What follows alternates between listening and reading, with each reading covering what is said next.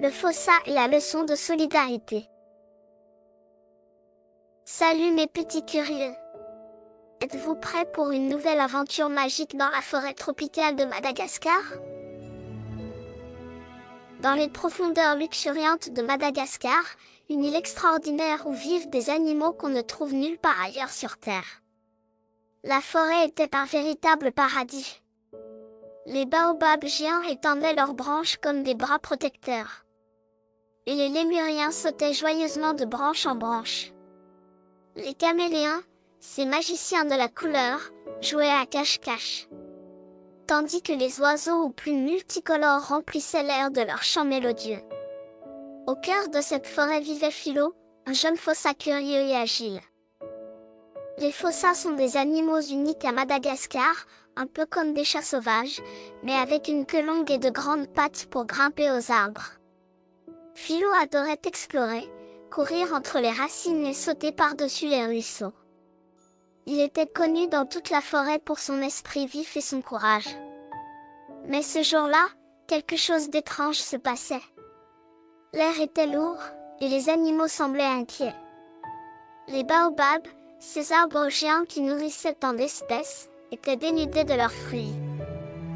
Les lémuriens piaillaient d'inquiétude, les oiseaux cherchaient en vain des baies, et même les caméléons, d'habitude si calmes, semblaient troublés. « Quelqu'un vole nos fruits !» s'exclama Kamba, un vieux lémurien sage, en agitant ses mains expressives.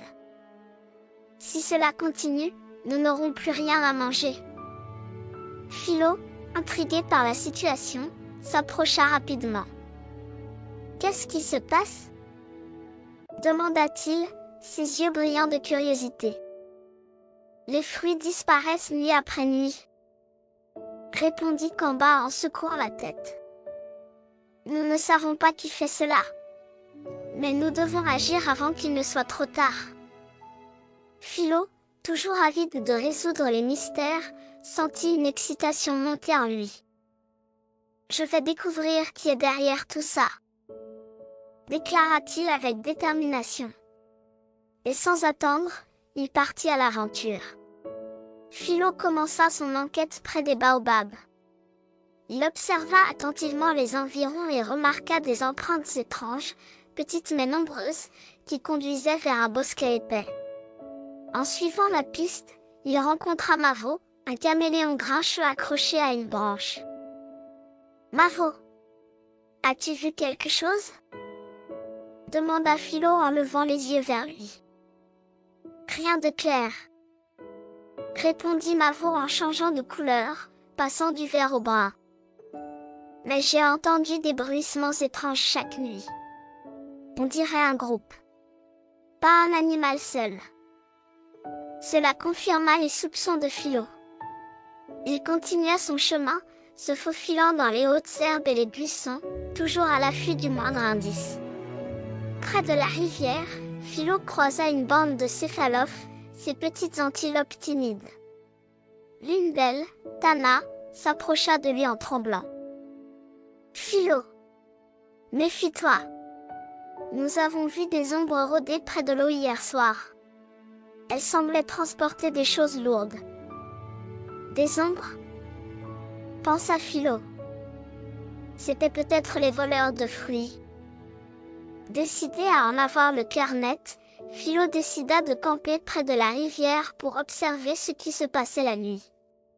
Mais alors qu'il s'approchait de l'eau, une violente tempête éclata. Le vent soufflait si fort que les arbres pliaient comme des brindilles, et la pluie tombait à torrents. Philo, trempé et frissonnant, se réfugia sous un rocher. « Je ne peux pas abandonner maintenant, » se dit-il, serrant les dents. « Je dois aider mes amis. » Une fois la tempête calmée, Philo reprit son chemin. La rivière, habituellement paisible, était devenue agitée et dangereuse. Les courants étaient si forts que Philo hésita à traverser. Mais il savait qu'il devait continuer. Avec courage, il sauta de pierre en pierre, glissant à plusieurs reprises mais se rattrapant toujours. La nuit venue, un craquement de branches le fit sursauter. Caché derrière un rocher, il aperçut un groupe de tenrecs, ces petits animaux couverts de piquants, portant des fruits dans des sacs faits de feuilles. Philo les suivit silencieusement, mais alors qu'il essayait de se rapprocher, il glissa sur une pierre humide. Les tenrecs, paniqués, se dispersèrent comme une nuée d'insectes. Philo réussit à en suivre un, qui s'enfonça dans un tunnel dissimulé sous une racine d'arbre. Le tunnel menait à une clairière cachée, un endroit secret où un grand tas de fruits était entreposé. Les tenrecs semblaient travailler ensemble pour organiser leurs provisions. « Qu'est-ce qui se passe ici ?» demanda Philo en surgissant de nulle part. Les tenrecs sursautèrent, mais leur chef, un grand tenrec nommé Tycho, s'avança. « Nous ne voulons pas de mal, dit-il d'une voix tremblante. Nos arbres ont été détruits par un feu. Nous n'avons plus de maison ni de nourriture. Nous avons dû prendre ces fruits pour survivre. » Philo sentit son cœur se serrer. Les tenrecs ne faisaient pas cela par méchanceté, mais par désespoir. Il comprit alors que la situation était plus complexe qu'il ne l'avait imaginé. Le lendemain, Philo convoqua une assemblée des animaux de la forêt. Lémuriens, caméléons, oiseaux, céphalophes et même les tenrecs se rassemblèrent pour discuter du problème. Les tenrecs ont besoin d'un endroit pour vivre et se nourrir, expliqua Philo. Si nous travaillons ensemble, nous pouvons trouver une solution. Après de longues discussions, ils décidèrent de partager une partie des fruits des baobabs avec les tenrecs, tout en plantant de nouveaux arbres pour préserver l'équilibre de la forêt. Chacun mit la main à la pâte. Les lémuriens creusèrent des trous, les oiseaux apportèrent des graines, et les caméléons surveillèrent les alentours. Avec l'aide de tous, les fruits furent redistribués, et les tenrecs construisirent de nouveaux abris avec des feuilles et des lianes. La forêt retrouva peu à peu son harmonie. Mais l'aventure de Philo n'était pas tout à fait terminée. Alors qu'il se reposait sous son baobab préféré, un aïe-aïe, cet étrange primate nocturne aux grands yeux, lui rendit visite. « Philo, tu es un vrai héros, » dit elle en riant. « Mais sais-tu que les ombres que tu as vues n'étaient pas toutes des tenrecs ?» Intrigué, Philo retourna près de la rivière où il découvrit qu'un groupe de maquis farceurs avait également pris quelques fruits pour organiser une fête secrète. Philo éclata de rire. La forêt est pleine de surprises. Pour célébrer leur amitié et leur collaboration, les animaux organisèrent une grande fête sous les baobabs. Les lémuriens dansaient en agitant leur queue touffue, les oiseaux chantaient des mélodies joyeuses, et les caméléons changeaient de couleur pour créer un spectacle lumineux. Les tenrecs et les maquis partagèrent des fruits et des histoires, tandis que les céphalophes, timides mais heureux, regardaient la scène avec des yeux brillants.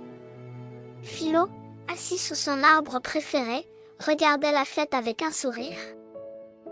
Il se sentait fier d'avoir aidé ses amis et d'avoir découvert que chaque problème, aussi difficile soit-il, pouvait être résolu grâce à la collaboration et à l'empathie. Et ainsi, Philo le forçat courageux devint un véritable héros de la forêt, toujours prêt à aider ceux qui en avaient besoin. La forêt de Madagascar continua de prospérer, grâce à l'amitié et à la solidarité de tous ses habitants. Au revoir mes petits amis. Et souvenez-vous, chaque problème cache une solution, si vous êtes prêts à travailler ensemble.